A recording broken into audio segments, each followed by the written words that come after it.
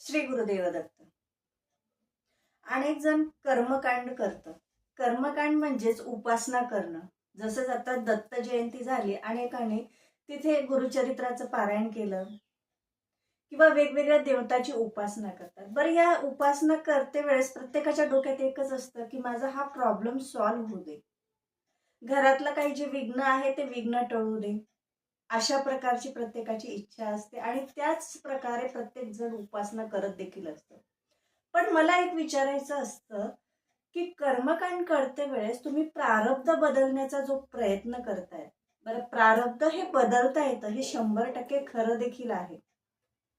पण ते प्रारब्ध बदलल्यानंतर तिथे जे काही येणार आहे, चांगलं वाईट किंवा सम प्रमाणात जे काही येणार असेल ते आपणास माहित आहे का? त्यानंतर जी करायची उपासना आहे, पुन्हा नवीन उपासना करणं, कर्मकांड करणं, या सगळ्या गोष्टी आलेल्या आहेत.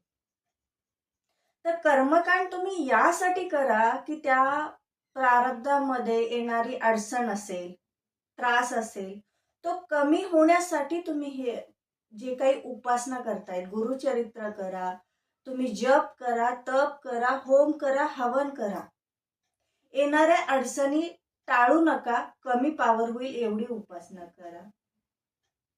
जो काही त्रास आहे आयुष्यात, जो काटा बोचलेला आहे आपणास, तर तो काटा काढण्याच्या नादामध्ये तुम्ही दुसरी अडचणी उभी करता, तर तो काटा प्रारब्धाला काढू द्या.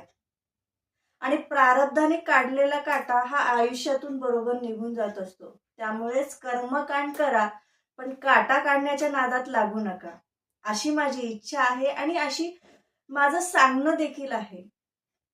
येणारं प्रारब्ध हे सुखाने भोगण्यासाठी तुम्हाला जी काही यथासांग शक्ती हवी असेल ती तुम्ही त्या देवतेकडनं, त्या एनर्जीकडनं मागा.